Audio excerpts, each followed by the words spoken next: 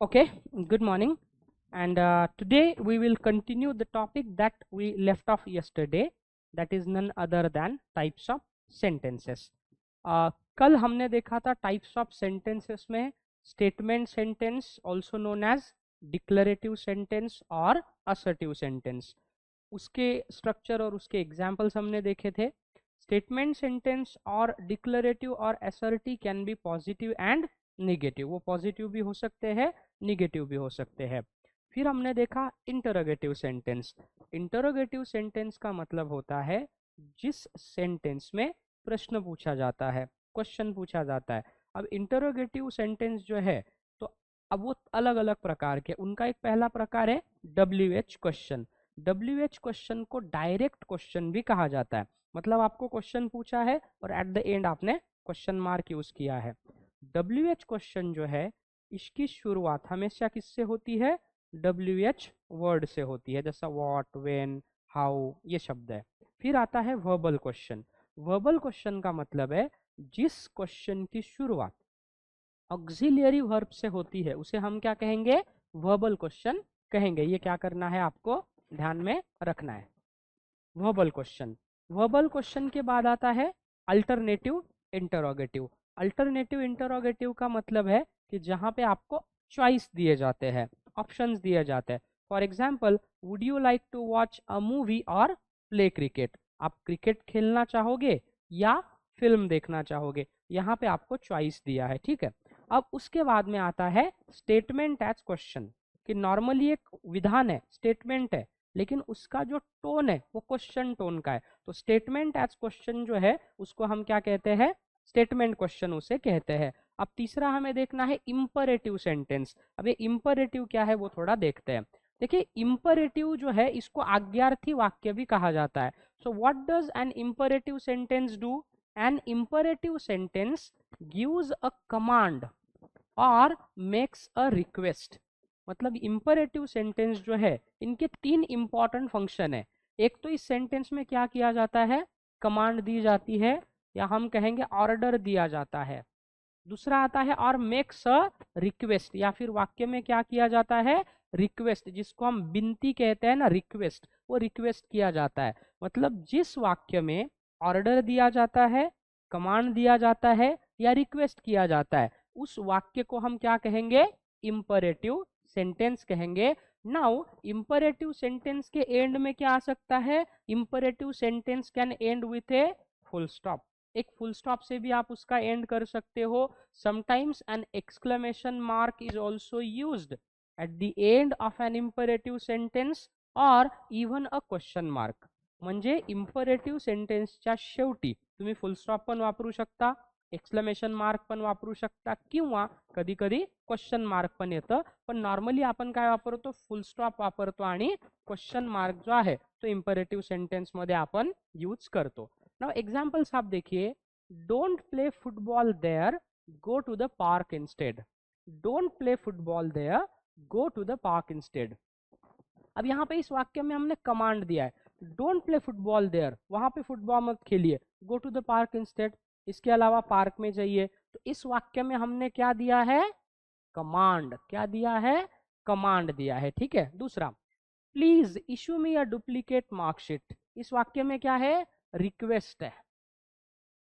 इस वाक्य में क्या है? रिक्वेस्ट है. उसके बाद में कॉल द पुलिस, पुलिस को बुलाइए. यहाँ पे क्या है? यहाँ पे हमने इमरजेंसी दिखाई है ना, कॉल द पुलिस इमीडिएटली, जल्दी ही पुलिस को बुलाइए. हमने इंपरेटिव यूज किया because it expresses our strong feeling. Don't smoke, don't smoke, यहाँ स्मोक मत कीजिए, एक्सक्लेमेशन पॉइंट है, ठीक है.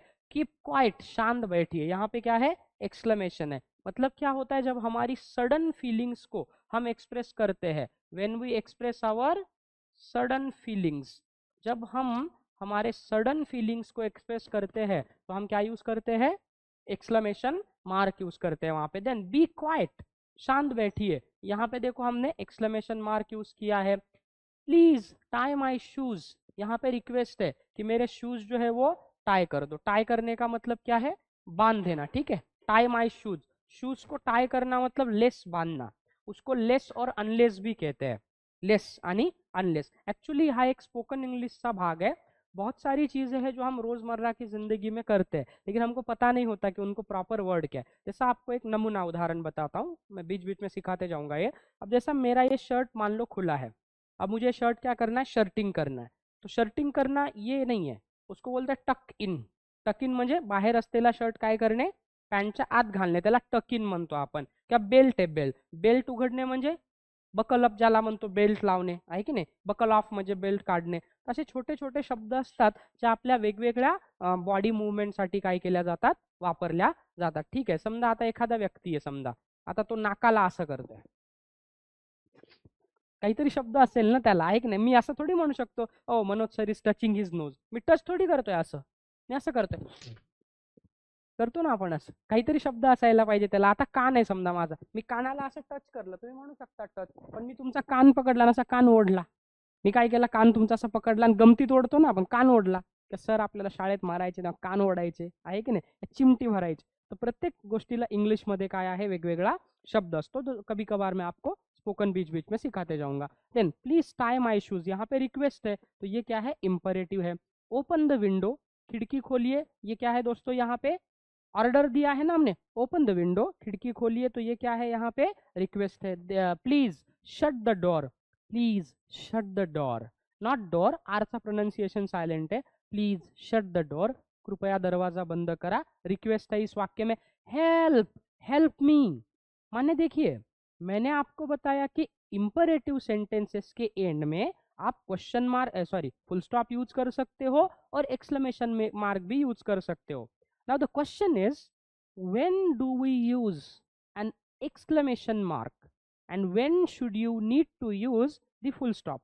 When you express your sudden feeling, जब आप अपनी उत्कट भावनाओं को व्यक्त करोगे तो उस समय आपको क्या यूज करना है, एक्सक्लेमेशन मार्क यूज करना है. And when you generally make a request, you generally give command or order, तो उस समय आपको क्या यूज करना है, फुल स्टॉप यूज करना है. ठीक है. स्टॉप शाउटिंग, यहाँ पे थोड़ा सडन फीलिंग है ना, स्टॉप शाउटिंग, चिल्लाना बंद करो, एक्सक्लेमेशन मार्क है. Show interest in what others से, लोग क्या बोलते हैं उसमें थोड़ा इंटरेस्ट दिखाइए. कम हियर एट वंस, पहली बार में यहाँ पे आ जाओ, ये हमने क्या किया है, एक्सक्लेमेशन मार्क यहाँ पे लगाया है. ठीक है. स्पीक सॉफ्टली, थोड़ा आराम से बोलिए, स्पीक सॉफ्टली, थोड़ा आराम से बोलिए, मतलब प्यार से बोलिए, एक्सक्लेमेशन मार्क. डोंट मंबल, मंबलचा अर्थ काय, तोंडातल्या तोंडात फुटफुटणे, त्याला मरमर असा शब्द वापरतो आपण. मराठीमध्ये म्हणतो ना, काय फुटफुटतोय रे, आहे की नाही. फुटफुटणे म्हणजे काय, दुसऱ्याला ऐकू जाणार नाही असं तोंडात, असं समजा मी तोंडात, काय कळत नाही, तुम्ही म्हणाल सर क्या, डोंट मंबल म्हणजे तोंडातल्या तोंडात काय बोलतं, आहे की नाही. समजा आपण असं म्हणतो ना एखाद्याला, कळलं का, आपण असं भेटू दे त्याला, सांगतो मग काय म्हणजे समोरच्याला नाही कळलं, तोंडातल्या तोंडात असेल तर मंबल किंवा त्याला मरमर असा शब्द आहे, मम, आर सायलेंट आहे, मम असा शब्द आहे त्याला. ठीक आहे. चला, हे पहिलं आपण एक्सक्लेमेटरी सेंटेन्सेसचे एक्झाम्पल. आता मी तुम्हाला हे पण सांगितलं की at the end of imperative sentence कधी कधी क्वेश्चन मार्क पण वापरल्या जातं. आता पहा, समजा एक प्रश्न तुम्ही इथे पहा, can you do this for me, माझ्यासाठी तुम्ही हे गोष्ट कराल का. आता तुम्ही म्हणाल सर, हा कॅननी प्रश्नाची सुरुवात झाली. अब अगर ये ऑक्सिलरी वर्ब से क्वेश्चन का बिगिनिंग है तो ये क्या होना चाहिए, वर्बल क्वेश्चन होना चाहिए. एम आई राइट. ठीक है. लेकिन ये वर्बल क्वेश्चन नहीं है सर, ये क्या है, इंपरेटिव सेंटेंस है. It is not a verbal question, it is rather an imperative sentence. क्यों है ये इंपरेटिव सेंटेंस, क्यों है, क्योंकि इस वाक्य में हमने कोई क्वेश्चन थोड़ी पूछा है, हमने रिक्वेस्ट की है. क्या की है यहाँ पे, रिक्वेस्ट, विनती की है ना उस व्यक्ति से. जैसे कि can you do this for me, क्या तुम मेरे लिए ये काम करोगे. किंवा आपण एखाद्याला म्हणतो, सर तुम्ही माझी थोडी मदत कराल का, can you please do me a favour. ये भी क्या है, although the question begins with can, but here you are not asking direct or indirect question, you are rather making a request to somebody. तो उस condition में आप इसे imperative कहोगे. तो एंड में क्या आएगा, क्वेश्चन मार्क आएगा. Would you come with me, क्या आप मेरे साथ आओगे, मतलब यहाँ पे भी request, sir would you please come with me, ये रिक्वेस्ट है. Could you go there for me, क्या आप वहां पे मेरे लिए जा सकते हो. तो यहाँ पे आपने अगर रिक्वेस्ट किया है तो भी वहां पे आप क्या करोगे, क्वेश्चन मार्क यूज करोगे. म्हणजे वाक्याची सुरुवात ऑक्झिलियरी व्हर्बने झालेली आहे. परंतु वाक्यामध्ये तुम्ही प्रश्न विचारण्याच्या ऐवजी विनंती केलेली असेल तर ते वाक्य सुद्धा कुठलं वाक्य ठरेल? इम्परेटिव्ह सेंटेन्स ठरेल. तो imperative sentence basically they perform 3 different functions. They gives command to somebody. Command म्हणजे काय? केलंच पाहिजे. आर्मीचे लोक ऑर्डर देतात की कमांड देतात? कमांड देतात. म्हणून आर्मीमध्ये जो ऑफिसर आहे त्याला कमांडिंग ऑफिसर म्हणतात. म्हणजे कमांडिंग ऑफिसरनी जर म्हटलं फायर, कोण मरतंय, कोणाला मारायचं विचारतात का ते? नाही. समजा दंगा झाला आणि सीआरपीएफचा कमांडिंग ऑफिसर आहे किंवा सुपरिटेंडेंट ऑफ पुलिस है, लाठी चार्ज. एक चित्रपट है, आप लोगों ने देखा होगा, सिंघम 2. देखा है सिंघम रिटर्न? नहीं देखा है? अजय देवगन वाला. उसमें वो जो साधु होता है ना, तो प्रवचन देने वाला साधु, वो रेपिस्ट होता है. तो उस पे उसको अरेस्ट करने पुलिस वाले जाते हैं. तो उनके जो चेले चपाटे गुंडे होते हैं ना, वो पुलिस वालों पे पत्थर फेंकते हैं, बॉटल फेंकते हैं. तो फिर जब अनकंट्रोल सिचुएशन हो जाती है तो जो एसपी होता है, सुपरिटेंडेंट ऑफ पुलिस सिंघम, वो अपने एक पुलिस इंस्पेक्टर को आदेश देता है, दया लाठी चार्ज. फिर वो सोचेगा आगे पीछे क्यों मारना है, क्या तो उठाता है लाठी और रप्पा रप लोगों को क्या करता है, ही स्टार्ट्स बीटिंग एवरीबडी. फिर पुलिस वाले लाठी चार्ज करते, सब गुंडे भाग जाते हैं. अब उसने पूछा क्या सर लाठी चार्ज क्यों करना है, क्या करना है? कमांड का मतलब क्या है? डू व्हाट आई से. अब जैसा मान लो मैं कमांडिंग ऑफिसर हूँ, close your mouth for 1 hour, बैठो ऐसे 1 घंटे. क्यों करना है, क्यों किया? बिल्कुल ही जरूरत नहीं. तो कमांड का मतलब है that it is necessary for you to do it. If you do not do it you will have to bear the consequences. और ऑर्डर का मतलब क्या है? ऑर्डर को आप डिनाई कर सकते हो. Open the door. Oh I am sorry sir, I can't open it, आप कह सकते हो. लेकिन अगर मैंने कमांड दिया open the door right now, आपको खोलना ही पड़ेगा.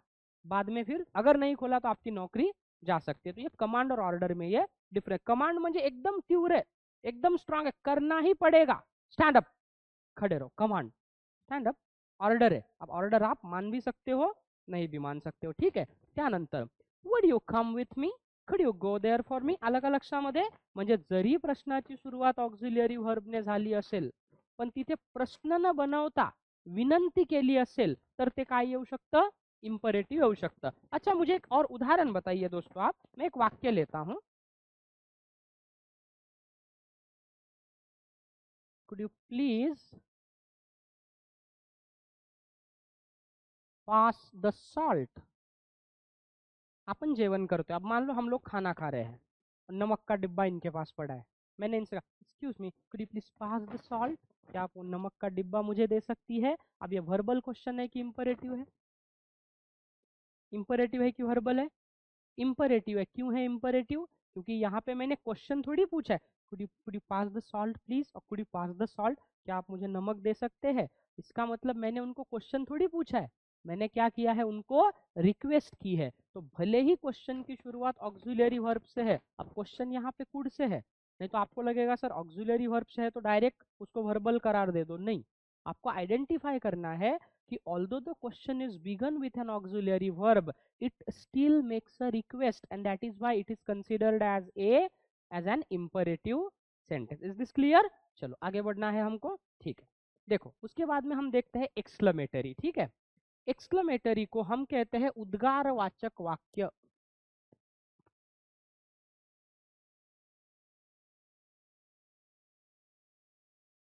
उद्गारवाचक वाक्य हम उसे कहते हैं, ये ध्यान रखना है. क्या होगा एक्सक्लेमेटरी सेंटेंस? क्या लगता है आपको? What would it mean? देखिए एक्सक्लेमेटरी सेंटेंस जो है ना वो क्या करता है?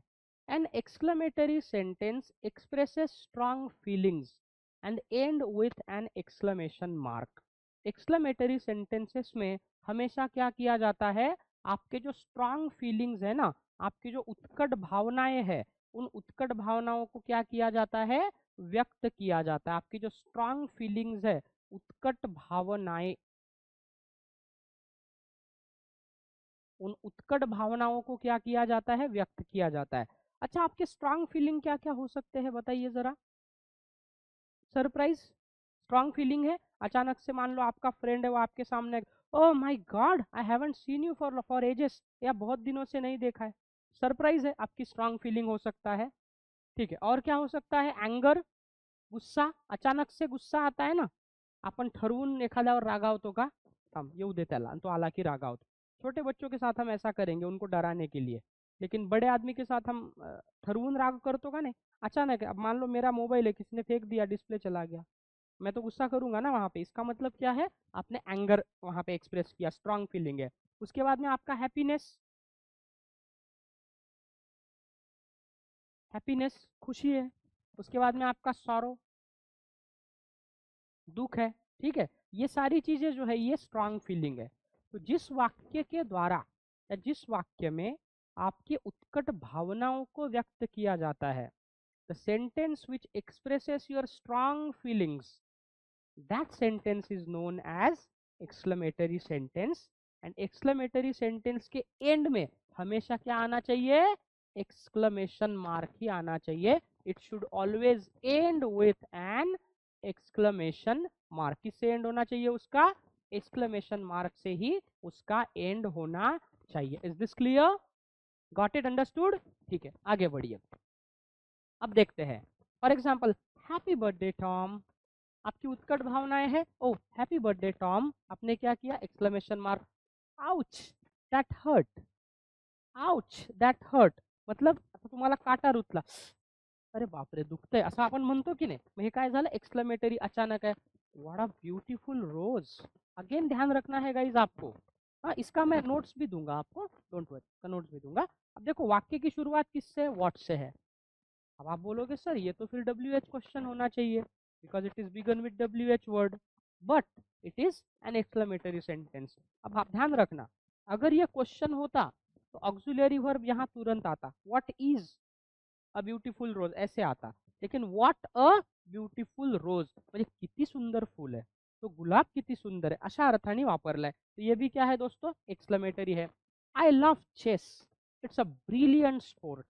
मुझे चेस खेलना अच्छा लगता है, ये बहुत ही ब्रिलियंट स्पोर्ट है। I love chess, it's a brilliant sport. I love chess, oh I love chess, it's a brilliant sport. तो ये क्या है? एक्सक्लेमेटरी है। You are expressing your love, strong feeling. Hurry up, जल्दी करो। ठीक है, हरी अप, जल्दी करो। Hey hurry up, we are getting late, we are getting late, hurry up. इसका मतलब क्या है? जल्दी करो, हमें जाने में देर हो रही है। इसको एक और वर्ड हम यूज कर सकते हैं, उसको कहते हैं स्केट्स ऑन। एक कोलोकेशन है, स्केट्स ऑन, स्टँडर्ड भाषेत म्हणू शकता। For example, hey Manoj hurry up, we are getting late. Simple आहे। थोडं कोलोकेशन कसं वापरू शकता? Manoj skates on, we are getting late, म्हणजे लवकर कर बाळा, आपल्याला जायला उशीर होतोय। तो ये आप लिख सकते हो। ये थोड़ा एडवांस्ड वर्ड है, स्केट्स ऑन, एक कोलोकेशन है एक्चुअली। ये हरी अप का हम इंटरचेंजेबल करके इसे यूज कर सकते हैं दोस्तों। ठीक है, और देखिए, that sounds fantastic, strong feeling है।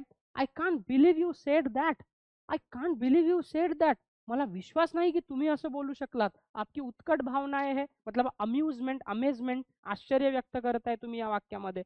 इस सेंटेंस में आप क्या एक्सप्रेस कर रहे हो? सरप्राइज एक्सप्रेस कर रहे हो, इसलिए आपने यहाँ पे क्या यूज किया है? एक्सक्लेमेटरी सेंटेंस यूज किया है। हाउ रूड ही वॉज, यार वो बंदा कितना रूड था। क्लेवर पीपल, आपण म्हणतो ना हुशार लोक आहात, म्हणतो ना, हा हुशार आहेस तू।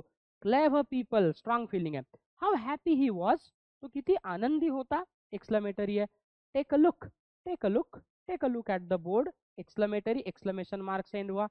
Sir how is my handwriting, beautiful, क्या हुआ? एक ही शब्द में ब्यूटीफुल। आपने क्या किया? अपना हैप्पीनेस, एक्साइटमेंट दिखाया, हमने क्या किया है? एक्सक्लेमेशन मार्क वहां पे यूज किया है। ये आपको क्या करना है दोस्तों? ध्यान में रखना है वहां पे। मतलब आप ध्यान रख सकते हो कि एक्सक्लेमेटरी सेंटेंस जो है वो क्या होता है? एक्सक्लेमेटरी सेंटेंस में आपके स्ट्रांग फीलिंग्स को एक्सप्रेस किया जाता है, and it always and with an exclamation mark. ये आपको ध्यान में रखना बहुत जरूरी है गाइज। और एक दो इंपॉर्टेंट चीजें जो है वो आपको यहाँ पे समझना है, आई टेल यू दैट। अब देखिए, एक इंपॉर्टेंट चीज आपको ये समझना है कि एक्सक्लेमेटरी सेंटेंस जो है वो दो तरीके से भी बनाए जाते हैं। एक होता है एक्सक्लेमेटरी सेंटेंस जिसकी शुरुआत व्हाट ए या व्हाट एन से हो सकती है, और दूसरा जो एक्सक्लेमेटरी सेंटेंस है उसकी शुरुआत हो सकती है हाउ से। इससे हाउ से हो सकती है। जैसे कि आपको उदाहरण देता हूं मैं, what an idea sir ji.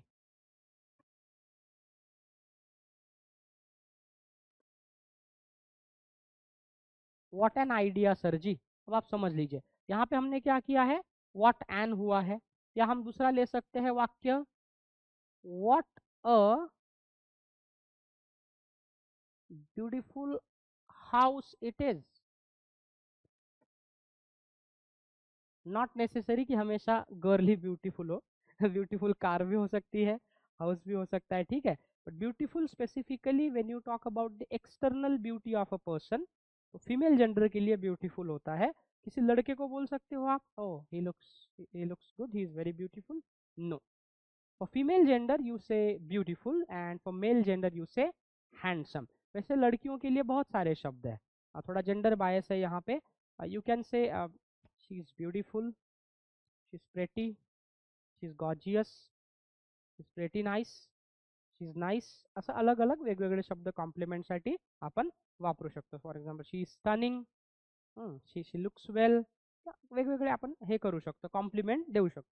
Mail के लिए एक ही है, he is good, he is nice, he is brilliant और ही इज हैंडसम, ये ध्यान रखना है. अब देखिए यहाँ पे एक्सक्लेमेटरी सेंटेंस में व्हाट एन भी आया है, व्हाट ए भी आया है. हाउ से भी वाक्य हो सकता है ना, how stupid you are, how stupid you are, तुम कितने मूर्ख हो, एक्सक्लेमेटरी सेंटेंस है. दूसरा ले सकते हैं अपन, for example how happy she is, वो कितनी खुश है.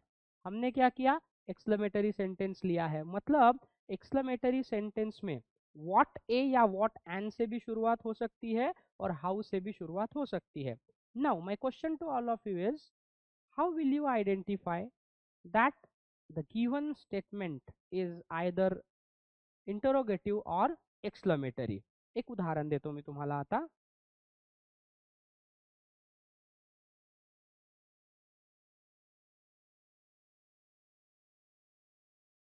अब ये क्वेश्चन देखिए, व्हाट इज ब्यूटीफुल. यहाँ पे क्या है दोस्तों, व्हाट ये WH वर्ड है और इसके बाद तुरंत क्या आया है, ऑक्झिलरी वर्ब आया. आता एक गोष्ट लक्षात ठेवायची, एक एक चीज आपको यहाँ पे मैं एक नोट सिंपली आपको समझने के लिए यहाँ पे बता देता हूँ. अगर वाक्य में व्हाट या हाउ, इन दोनों के बाद तुरंत क्या आता है, ऑक्झिलरी वर्ब आता है, तो वो क्या होगा, क्वेश्चन होगा. क्या होगा, क्वेश्चन होगा. म्हणजे व्हॉट नंतर एम इज आर वॉज वर आलं तर ते क्वेश्चन असेल. पण व्हॉटच्या वाक्यामध्ये किंवा हाऊच्या वाक्यामध्ये एम इज आर वॉज वर हे जर कधी आलं, वाक्याच्या शेवटी आलं, एंडला आलं, तर ते काय असेल, ते काय असेल, एक्सक्लेमेटरी असेल. म्हणजे व्हॉट नंतर किंवा हाऊ नंतर लगेच ऑक्झिलरी वर्ब आलं तर काय असेल, क्वेश्चन असेल. आणि व्हॉट किंवा हाऊच्या वाक्यामध्ये if auxiliary verbs comes at the end of the sentence, तर त्याला आपण काय म्हणू शकतो, एक्सक्लेमेटरी म्हणू शकतो. आलं का लक्षामध्ये, इथे कन्फ्यूज व्हायचं नाही. Don't get confuse here. Is this clear, okay guys, हे लक्षात तुम्हाला ठेवायचं. ठीक है, चलिए अब देखते हैं दोस्तों उसके बाद में हम, now let us go ahead. त्यानंतर आपल्याला पाहायचं आहे आता पाचव्या प्रकारचा सेंटेन्स आहे, and that is let sentence. Let sentence याला मराठीमध्ये आपण परवानगी दर्शक वाक्य असं सुद्धा म्हणू शकतो. अब लेट सेंटेंस का मतलब क्या होता है, the sentence which begins with the word late.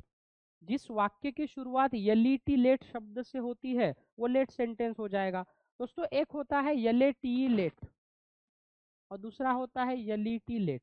यलेटी late माने उशिरा येणे, एलएटी लेट म्हणजे उशिरा. नाही तुम्हाला म्हणत नाहीये मी, ठीक आहे सांगतोय फक्त, उशीर, वेळ, उशिरा. I am sorry sir, I will be late to the class, L A T late.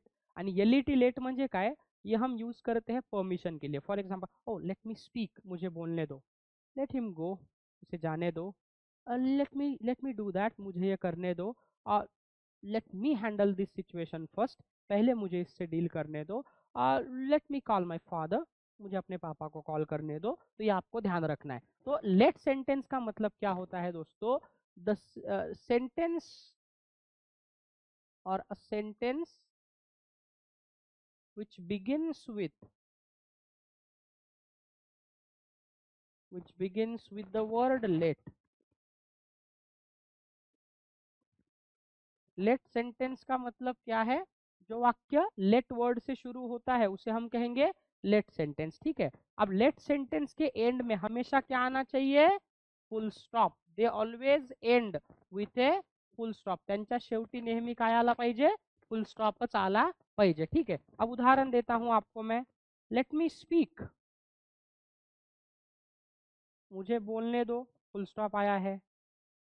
Let me do that, मुझे वो करने दो, फुल स्टॉप है। लेट हर गो, उसको जाने दो, लेट फुल स्टॉप यूज किया है। देन लेट मी अलोन, आपण म्हणतो ना, अरे मला एकट्याला राहू द्या, माझ्या जवळ कोणी येऊ नका, ठीक है। लेट मी अलोन, तो आपने क्या किया है, फुल स्टॉप यहाँ पे यूज किया है। तो लेट सेंटेंस का मतलब क्या है दोस्तों, कि जिस वाक्य की शुरुआत लेट से होती है उसे हम कहते हैं लेट सेंटेंस। ओके, ये इतना ही सिंपल है। अब इसका यूसेज कहाँ पे होगा, एक तो स्पोकन इंग्लिश में इसका ज्यादा यूज होता है when you allow somebody to do something, or when you want someone to allow you to do something. For example, guys wait, guys, let me switch off the AC, मला AC switch off करू द्या। Let me ask you a question, मुझे आपको एक सवाल पूछने दो। Let me give you some money, मुझे आपको कुछ पैसे देने दो। Let me be alone, मला एकट्याला राहू द्या, असं आपण काय करतो, असं उदाहरण घेऊ शकतो। तो लेट का यूसेज होता है दोस्तों पैसिव वॉइस में, मतलब एक्टिव वॉइस में कोई सेंटेंस इंटरोगेटिव है, उसका पैसिव वॉइस करते समय लेट यूज किया जाता है। जैसे मैं आपको एक उदाहरण देता हूं, चेंज द वॉइस, ये एक वाक्य दिया, चेंज द वॉइस। अच्छा, अब इसका पैसिव करना है, चेंज द वॉइस, ये ऑर्डर है, मैंने आपको order, change the voice order है। अब इसका पैसिव कैसे करोगे, you are ordered to change the voice, या फिर ऐसे आप कह सकते हो, let the voice be changed, very good, let the voice be change, मतलब पैसिव वॉइस में क्या होता है, इसका ज्यादातर यूज होता है, इसलिए हमने क्या किया है, डिस्कस किया है यहाँ पे। गॉट इट अंडरस्टूड, ठीक है। देखा लेट, लेट के बाद में दूसरा क्या है दोस्तों, दूसरा उसके बाद में हम देखते, अच्छा ये हो गया, लेट हो गया।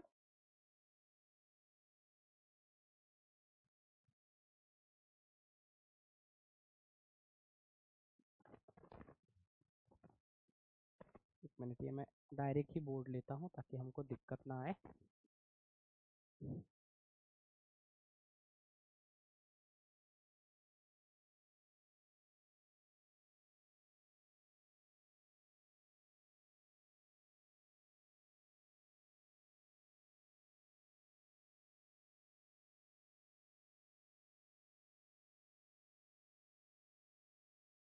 ओके, अब हमको देखना है उसके बाद जो सेंटेंस है उसे कहते हैं universal truth sentence, universal truth sentence. क्या होता है यूनिवर्सल ट्रूथ, युनिव्हर्सल का मतलब क्या है, त्रिकालबाधित सत्य वाक्य। काय अर्थ येतो याचा, त्रिकालबाधित सत्य वाक्य। त्रिकालबाधित सत्य म्हणजे काय, what do you mean by त्रिकाल, हाँ बताओ। ते लेट्स जे आहे that we use for suggestion, okay, LETS let's, very good, good question it is, LET let आणि दुसरं असतं LETS let's.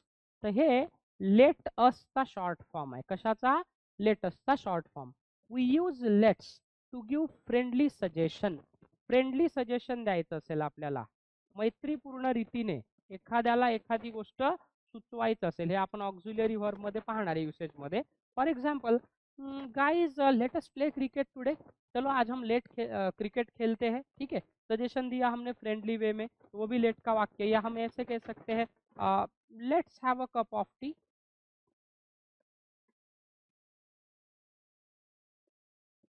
Let's have a cup of tea, चलो एक कप चाय पीते हैं। तो in order to give a friendly suggestion, friendly suggestion देने के लिए आप क्या करते हो दोस्तों, लेट जो है उसका आप यूसेज करते हो, या आपको क्या करना है, ध्यान में रखना है। You use let, let's actually, लेट्सचा अर्थ काय, सगळे मिळून, ओके।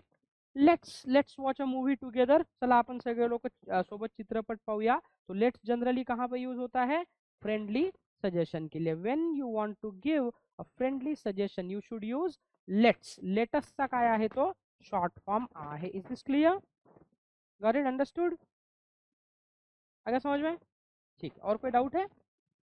चलो पूछते जाइए, very good, keep me asking question. चलिए अब देखते हैं गाइस, यूनिवर्सल ट्रूथ सेंटेंस।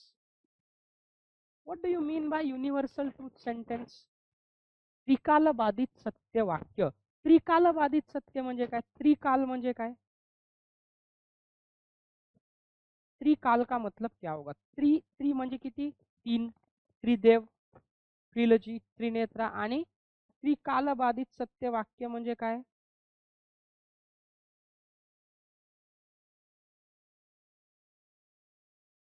बताओ बताओ। Very good. युनिव्हर्सल ट्रूथ म्हणजे काय? ज्याला तुम्ही चेंज करू शकता का? Can it be change? No, it cannot be change. पहिले लक्षात घ्यायचे की त्याला तुम्ही बदलू शकता का? नाही, नाही बदलू शकत त्याला, ठीक है। दूसरा एक है कि कोई चीज हजारों साल पहले की हम बात लेते हैं। For example sun is the centre of solar system, और अर्थ ये सन के बाजू में रिवॉल्व करती है। 500 years ago the situation was same. Even today situation is still same, and the situation is likely to be true until the earth exists. इसमें कोई बदलाव है नहीं। आपके दादाजी ने सूरज कहाँ से निकलते हुए देखा? पूरब दिशा से। आपके मम्मी पापा ने भी वहीं देखा, आपने भी वहीं देखा, और हमारे बाल बच्चे भी कहाँ से देखेंगे? उसी दिशा से। कोई बदलाव हुआ है उसमें? नहीं। तो यूनिवर्सल ट्रूथ सेंटेंस का मतलब क्या है कि कोई चीज थी, something was there in the past which is same in the present, और अभी जो प्रेझेंट में है it is likely to be true in future as well. म्हणजे एखादी गोष्ट तिन्ही काळामध्ये सेम आहे, त्यात काहीही कवडी मात्र बदल झालेला नाही, तर त्या कंडिशनमध्ये त्याला आपण काय म्हणतो? त्याला युनिव्हर्सल ट्रूथ म्हणतो। युनिव्हर्सल ट्रूथ मध्ये काय? The sentence or things which is true in present was true in past and will be true in future, उसको हम क्या कहते हैं? Universal truth sentence. And they always and with, it always and with a full stop.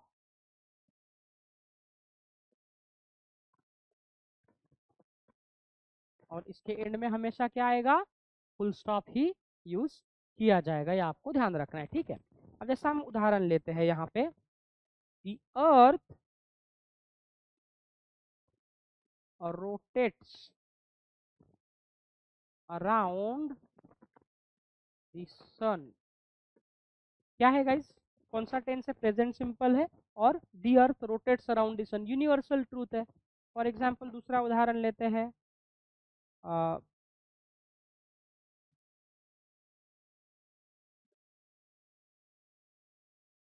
There are stars in the sky. There are stars in the sky म्हणजे काय आहे? आकाशामध्ये तारे आहेत। अभी आप हम लोग कहाँ पे है? जैसा अभी धरती पे है, हम लोगों को चांद देखने के लिए ऊपर देखना पड़ेगा। जब आप चांद पे जाओगे तो आपको कहाँ दिखेगा? धरती नीचे दिखेगा क्या? नहीं, आपको और ऊपर देखना पड़ेगा, ठीक है ना। अब स्पेस स्टेशन के द्वारा लोग जाते हैं ना, स्पेस स्टेशन 480 किलोमीटर वर आहे पृथ्वीपासून, किती? 480 किलोमीटर्स। तिथून एवढंसं दिसते फक्त पृथ्वी, किती? एवढंसं। दिन में 28,000 किलोमीटर पर घंटे से वो स्पेस स्टेशन घूम रहा है। एक घंटे में कितना घूमता है वो? 28,000 किलोमीटर। 16 बार वो लोग सूर्योदय और सूर्यास्त देखते। कितनी बार? 16 बार दिन में, 16 टाइम्स अ डे। त्यांना वाटतंय सर जाऊ का एकदा मी, येऊ का बघून कसं येते, आहे की नाही? 16 टाइम्स अ डे। उसके वीडियोज भी अवेलेबल है। सुनीता विलियम्स ने बताया था वो लोग शीशु अंदर कैसे करते हैं, नहाते कैसे, खाते कैसे, पीते। नहाने का तो सवाल ही नहीं पैदा होता है वहाँ पे, है ना। ग्रेविटी नहीं है ना, जीरो ग्रेविटी है। वो एक वीडियो बहुत बार देखा कि अपोलो मिशन है, चांद पे गया है और उनका झंडा लहरा रहा है। वो फेक वीडियो है। क्यों? क्योंकि वहाँ पे ग्रेविटी है ही नहीं। ग्रेविटी नहीं है तो क्या नहीं है? हवा नहीं है। म्हणजे पाण्याचा थेंब असा टाकला बर्फाचा की तो हवेत तरंगत राहतो। गुरुत्वाकर्षण आहे का? तिथे नाही। अर्थ जो है आप किसी चीज को ऊपर फेंकोगे तो वो सर्टन डिस्टेंस के बाद नीचे आती है। क्यों आती है? बिकॉज यहाँ पे क्या है, ग्रेविटेशनल फोर्स ऑफ अट्रैक्शन है। तो इसीलिए न्यूटन ने लॉज दिए थे ना ग्रेविटेशन के। ओके, वो कहा था ना, एक उनका ग्रेविटेशन के लॉ में उन्होंने कहा था यूनिवर्स के बारे में, every particle of matter attracts every other particle of matter with a force which is directly proportional to its mass and inversely proportional to the distance between them. मतलब क्या है की जितना उसका गती आहे तेवढं ते वर जाईल चेंडू, गती संपली की हळूहळू तो खाली येईल आणि जसजसा तो पृथ्वीच्या दिशेने येईल तसतसा त्याचा वेग वाढेल, कारण इथे काय आहे, ग्रेविटेशनल फोर्स है ना। अगर सन यहाँ पे ग्रेविटेशनल फोर्स ना होता तो हम लोग अभी तैर रहे होते यहाँ पे सब लोग, कारण आपल्याला खाली जमिनीवर ठेवलं असतं का कोणी? नहीं, ठीक है। म्हणून लोग म्हणतात ना जमिनीवर राहतो अर्थ है। जैसे ही आप ऊपर चले जाओगे एक सर्टन डिस्टेंस के बाद अर्थ का ग्रेविटेशनल फोर्स क्या होगा, खत्म हो जाएगा, है ना। और ग्रेविटेशनल फोर्स खत्म होने के बाद में वो चीज़ क्या करेगी, अर्थ उसे अपनी तरफ अट्रैक्ट ही नहीं कर पाएगा, वो यूनिवर्स में घूमती रहेगी। जैसे सैटेलाइट है, सैटेलाइट घूम रहे हैं, नीचे कभी आए क्या सैटेलाइट? खाली आला सर अचानक, झालं का कधी असं? सैटेलाइट घूम रहा है, क्या किया उन्होंने, अर्थ का जो क्या है ऑर्बिटल है वो अर्थ के ऑर्बिटल से ऊपर ले गए। म्हणजे आता पृथ्वीची जी कक्षा आहे तर पृथ्वीचं गुरुत्वाकर्षण जोपर्यंत तिची कक्षा आहे तोपर्यंतच आहे। तसं चुंबक आहे, जवळ आणलं की अट्रॅक्ट करेल, त्याची अट्रॅक्शन संपलं की ते काही करणार नाही। पृथ्वीची जी ऑर्बिटल, एकदा तुम्ही त्या ऑर्बिटमध्ये त्या सॅटेलाइटला टाकलं की तो सॅटेलाइट काय करतोय, फिरत राहतोय, त्याला खाली यायला स्कोप नहीं, अनलेस आप जाके उसको नीचे निकाल रहे हो या फिर आप उसको वहाँ पे तोड़ फोड़ कर रहे हो, यही चीज़ आपको ध्यान रखना है। तो ये there are stars in the sky, universal truth है। फॉर एग्जाम्पल हम उदाहरण ले सकते हैं, the moon is the natural satellite of earth. Earth का नेचुरल सैटेलाइट कौन है, मून है। क्या ये चीज़ चेंज हो सकती है कभी? नहीं। तो इसको कहते हैं universal truth sentence. The sentence which was same in the past, same in the present and likely to be same in the future, that sentence or that thing is called as universal truth. Is this clear? आया समझ में? ठीक है, देखा हमने universal truth के बारे में। अब उसके बाद में दोस्तों हमें देखना है ऑप्टेटिव सेंटेंस।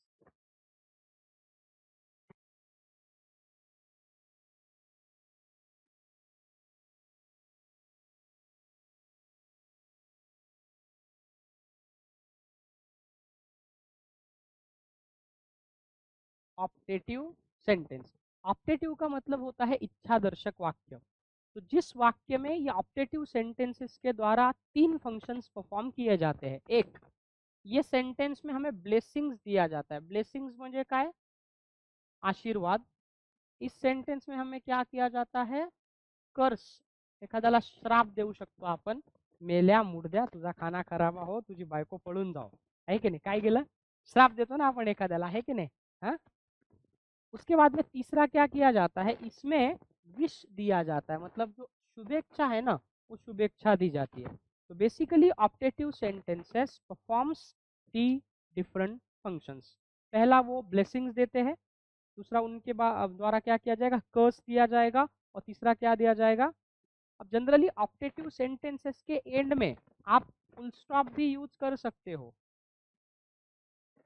और एंड फुल स्टॉप के अलावा आप क्या यूज कर सकते हो, एक्सक्लेमेशन पॉइंट और exclamation mark.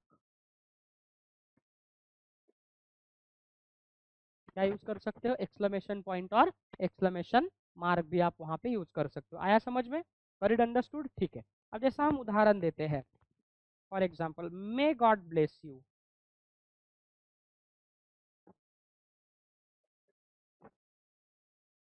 May God bless you, देव तुझे भलं करो, क्या है, आशीर्वाद दिया है आपने किसी को, ठीक है। दूसरा आप मान लो कर्ज दे रहे हो किसी को, कर्ज का कोई सेंटेंस बता सकते हो? हाँ हाँ, गो टू हेल, जा तिकडे नरकात, आहे की नाही, go to hell, go to hell curse है। और बताओ कर्ज का कोई एग्जाम्पल।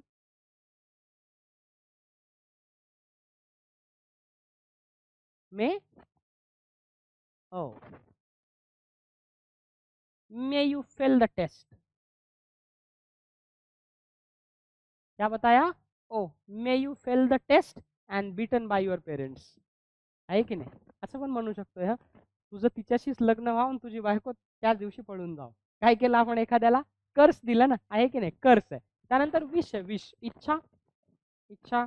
आप कह सकते हैं ना, I wish to become, I wish to become a rich person, और I wish to become a rich person. मला एक श्रीमंत व्यक्ती व्हायची इच्छा आहे. ओके, किंवा असं पण म्हणू शकतो, she wishes to become the prime minister of India after Modiji, असं पण घेऊ शकतो. She wishes to become the PM of India, she wishes to become the prime minister of India. वो भारत की प्रधानमंत्री बनना चाहती है, उसकी इच्छा है, विश है, तो इसको हम क्या कहते हैं, ऑप्टेटिव सेंटेंस कहते हैं. आया समझ में यहाँ तक? Got it understood? ठीक है. अच्छा, तो अभी तक हमने कितने, अब इम्पोर्टेंट हमें देखना है किसके बारे में. Now will have to discuss about conditional sentence, if sentence, very important. अभी तक हमने किसके बारे में देखा है दोस्तों, सेंटेंस के अलग अलग प्रकार. कितने देखे? 7 हमने यहाँ पे देखा है. ठीक है, चलिए अब हम देखते हैं, बहुत इंपॉर्टेंट है, वो है कंडीशनल सेंटेंस. क्या है? कंडीशनल सेंटेंसेस के बारे में अभी हमें इंफॉर्मेशन जो है वो यहाँ पे लेना है. ठीक है, अब देखिए गाइस, पहला हम देखते हैं conditional. Now let me give you that heading and start teaching you that. Conditional sentence, conditional sentence, याला और मध्ये इसको इफ सेंटेंसेस भी कहा जाता है. इफ सेंटेंसेस, याला म्हणतो आपण जर तरची वाक्ये.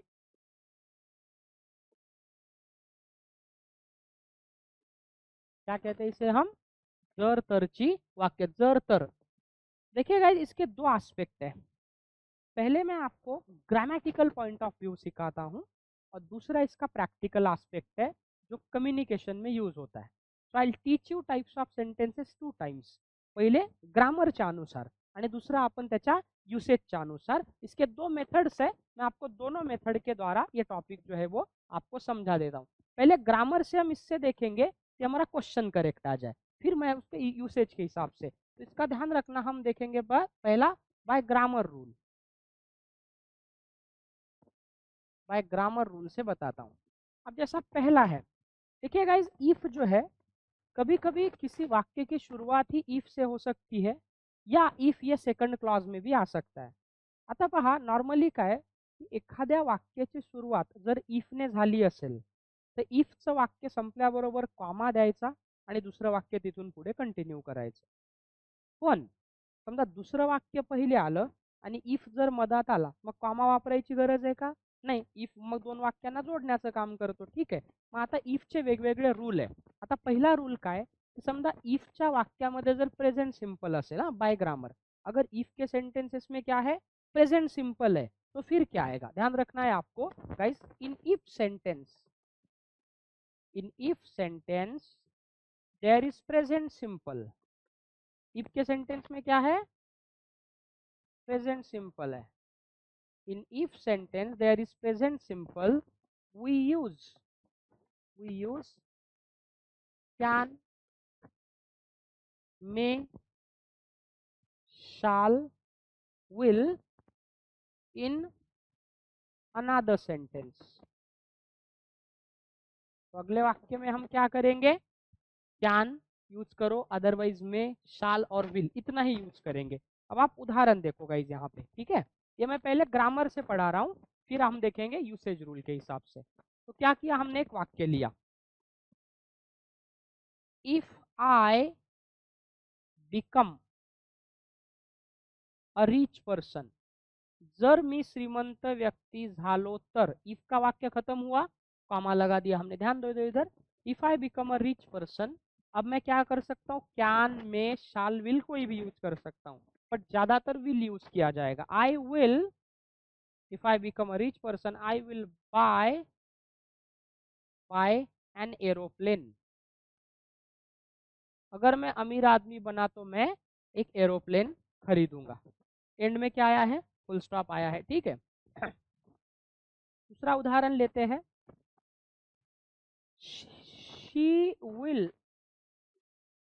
she will marry me, she will marry me if I if I pass the exam, अगर मैंने एग्जाम पास कर लिया तो वो मुझसे शादी करेगी, मतलब मुझसे नहीं मेरे पोस्ट से, ठीक है। प्रैक्टिकलिटी यही है दोस्तों लाइफ की। There is no love in this world. सबसे ज्यादा मतलब एक शब्द है, उस शब्द का म्हणजे शोषण केला जातं त्या शब्दाचा अक्षरशः, वो है love. I mean everything is practical. अगर आपसे कोई कहता है कि I love you a lot and I can do anything for you, तो समझना वो दुनिया का सबसे बड़ा झूठ है, दुनिया का सबसे बड़ा झूठ होता है वो, ठीक है। तो ये ऐसा कुछ होता नहीं है दोस्तों। Life runs on practicality not on emotionality. जो इमोशनल है उनको इमोशनल वाले लोग बाद में इमोशनल फूल बन जाते हैं ना, उनको गार्डन में भी बाजू में कोई बैठने नहीं देता। Life is very practical, you have to have that practicality. त्याचं प्रैक्टिकलिटी एकच आहे कि लड़का चाहे कैसे भी हो, वो दिखता कैसे है, हालत कैसी है, वो इम्पोर्टेंट नहीं है। इम्पोर्टेंट है कि उसकी अर्निंग कैपेसिटी कितनी है, दैट इज़ वेरी इंपॉर्टेंट। और लड़कियों के बारे में देखा जाता है उनकी खूबसूरती को, ठीक है, चाहे वो किस कास्ट की है, धर्म की है, वो इम्पोर्टेंट नहीं। इम्पोर्टेंट है कि उसका एक्सटर्नल और इंटरनल ब्यूटी कितना है। ये चीज़ आप स्टूडेंट लाइफ में जितने अच्छे से समझ लोगे उतना आपका अच्छा फ़ायदा हो जाएगा, है ना। तो ये दिल विल लगाने का जो चक्कर है ना, ये स्टूडेंट लाइफ में करने की ज़रूरत है नहीं, क्योंकि आखिर में इसका फ़ायदा आपको कुछ होता नहीं है। हाँ, अगर एक है फ्रेंड बनना है, फ्रेंडशिप तक ही ठीक है सर, लाइफ का डिसीजन आपका अलग होगा, मेरा अलग होगा, हर लोगों का होता है, then it is okay to be friend with anybody else. But when it comes to spending life together, you will have to think 100 times before you take a decision in your life, ठीक है। तो इसीलिए सबसे पहले important क्या है, you have to become financially strong. उसके लिए आपकी पढ़ाई अच्छी होनी चाहिए, अच्छी पढ़ाई रहेगी तो आप बिजनेस कर पाओगे, नौकरी कर पाओगे, लाइफ आपकी थोड़ी सी स्मूथ वे में जा सकती है, ठीक है। Now she will marry me if I pass the exam. अब देखिए यहाँ पे इफ मैंने कहाँ लिया है, in the middle of the sentence. मित्रांनो, इफच्या वाक्यामध्ये कुठला टेन्स है, if I pass the exam कौन सा टेन्स है यहाँ पे, प्रेजेंट सिंपल टेंस है। कौन सा है, प्रेजेंट सिंपल। इसीलिए पहले वाक्य में मैंने क्या यूज किया है, विल जो है वो यूज किया है। Is this understood? याला 2 वेळेला शिकायचं आपल्याला, ये पहला सिर्फ ग्रामर रूल्स है। आया समझ में?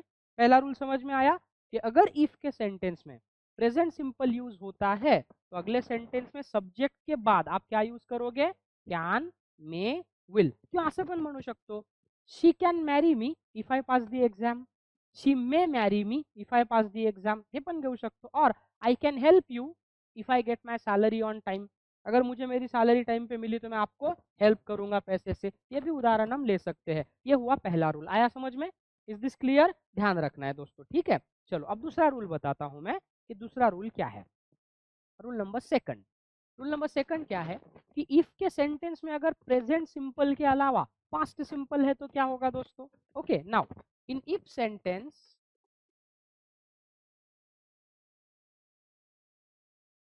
There is, in if sentence there is past simple. अगर इफ के वाक्य में क्या है, पास्ट सिंपल है, क्या है, पास्ट सिंपल है। In if sentence there is past simple, we use can का अलावा क्या होगा पास्ट में, कुड। मे का पास्ट हो जाएगा माइट, शाल का पास्ट हो जाएगा शुड, और विल का पास्ट हो जाएगा विड। In if sentence there is past simple, we use could, might, should, would in another sentence. Is this clear? Got it? Understood? आया समझ में? Very good. अब देखो एग्जाम्पल देता हूं इसके मैं दोस्तों आपको। For example, if I found a wallet, if I found a wallet on the street, if I found a wallet on the street, comma, आता काय येईल, I will give it to police येईल का, नाही, I would give it to police. It is not police. Police Hindi मध्ये म्हणतो आपण sir, police आ गई, मराठी मध्ये पुलिस, जे वेळेवर कधीच येत नहीं, ठीक है। कभी आपने सुना है कि मौका वारदात पे कुछ होने के पहले पुलिस वाले आ गए, मर्डर होने के पहले पुलिस वाले आ गए, वहां पे कुछ रोक दिया, चोरी होने के पहले, वो खाली पिक्चर विक्चर में होता है, ठीक है। असल असल लाइफ में पुलिस वाले कब आते हैं, पूरा जब हो जाएगा तब वो आके वहां पे इन्वेस्टिगेट करते हैं। ऐसा हमारे यहाँ मैंने तो कभी देखा नहीं है कि कुछ गैंगवार है सर, गैंगवार होने से पहले पुलिस पहुंच गई, टेररिस्ट हमला होने वाला है उसके पहले ही टेररिस्ट को पकड़ लिया। आई डू नॉट नो भाई ऐसा क्यों होता है, इसका जवाब मेरे पास तो है नहीं। हाँ बताओ क्या जवाब है।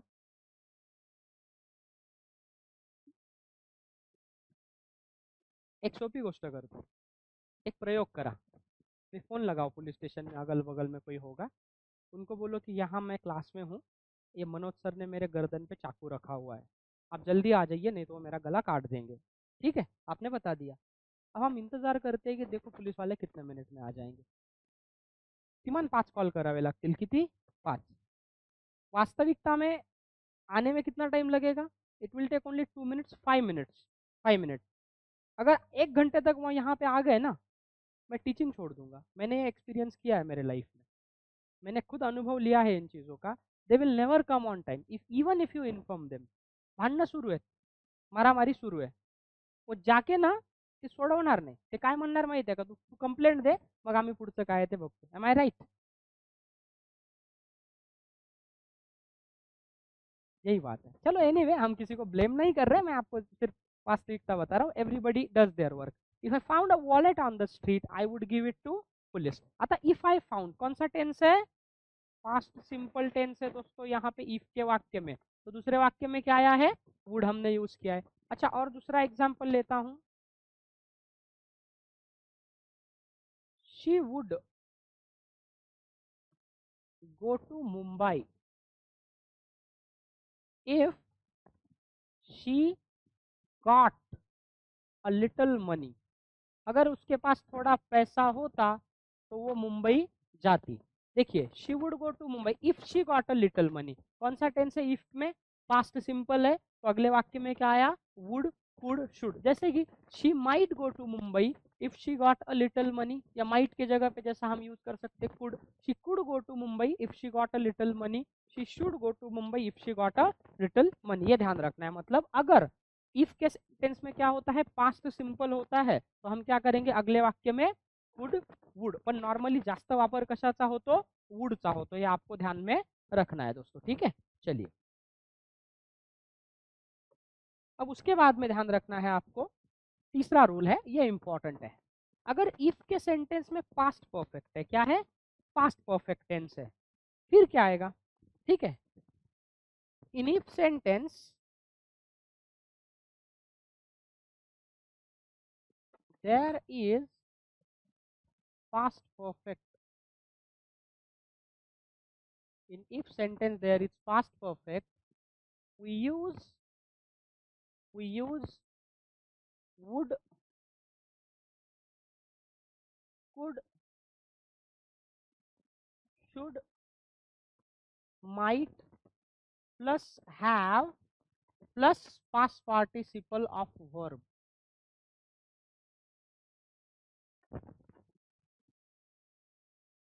वर्ब का पास्ट पार्टिसिपल मतलब वर्ब का थर्ड फॉर्म। मतलब इफ के वाक्य में दोस्तों क्या है, अगर पास्ट परफेक्ट टेंस है तो अगले वाक्य में आप would have plus V3, should have plus V3, would have plus V3 या माइट हैव प्लस V3। अब एक उदाहरण देता हूं मैं, इफ ही हैड इन्व्हाइटेड मी, जर त्यांनी मला आमंत्रित केलं असतं, comma I would have gone, go, went आणि गॉन। अगर उसने मुझे बुलाया होता तो मैं चला जाता। या तीसरा लेते हैं हम, she would have, she would have played, she would have played well if she had been instructed, she would have played well if she had been instructed। अगर उसे सूचना दी गई होती तो वो अच्छा खेलती।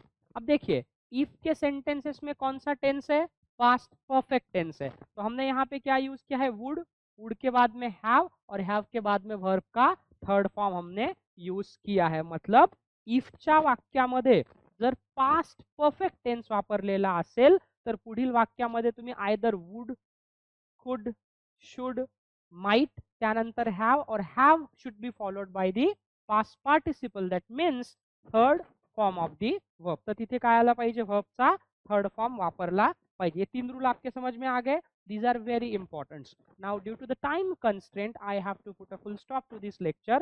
But tomorrow, कल आपको मैं by usage if का जो डिटेल्स है वो हम देखेंगे. और ये टॉपिक जैसे ही होता है, tomorrow I will teach you conversion of tenses और ट्रांसफॉर्मेशन ऑफ टेंसेस. मतलब असर्टिव का एक्सक्लेमेटरी कैसे करना है, एक्सक्लेमेटरी का इंटरोगेटिव कैसे करना है. जैसे एक सिंपल उदाहरण है, she is a beautiful girl, ये असर्टिव सेंटेंस है. अब इसका एक्सक्लेमेटरी करना है, कैसे होगा? What a beautiful girl she is, ये हमने किया है. अच्छा, दूसरा हम ये कर सकते हैं, इसका अभी हमको एक्सक्लेमेटरी किया, अब इसका हमको इंटरोगेटिव करना है. Is she a beautiful girl, सुंदर मुलगी आहे का. तो ये जो ट्रांसफॉर्मेशन है ये हम कल साथ ही साथ देखेंगे. तो कल हम इफ का बचा हुआ जो पार्ट है बाय यूसेज, वो ज्यादा डिटेल्ड है, वो बहुत ज्यादा डिटेल है, वो देखेंगे. फिर उसके बाद में transformation, and then in the next lecture will discuss about articles. क्या देखेंगे? आर्टिकल, सब्जेक्ट वर्ब अग्रीमेंट, और फिर उसके बाद में टेंस देखेंगे. Okay, I hope to see you tomorrow. कुछ नोट्स कल आपको मैं दूंगा बेसिक से रिलेटेड जो है वो. I hope. हाँ, नाही, ते झेरॉक्स काढल्या नाही आहेत अजून. त्याला थोडं अपडेट करायचं. आज मी त्यांना पाठवून ठेवतो. उद्या तुम्हाला ते नोट्स मी स्वतः प्रिंट काढून आणून तुम्हाला देऊन देतो. ठीक है. तो कल हम मिलते हैं दोस्तों इसी टाइम पे. अब आपका सेकंड लेक्चर जो है वो कंटिन्यू हो जाएगा यहाँ पे.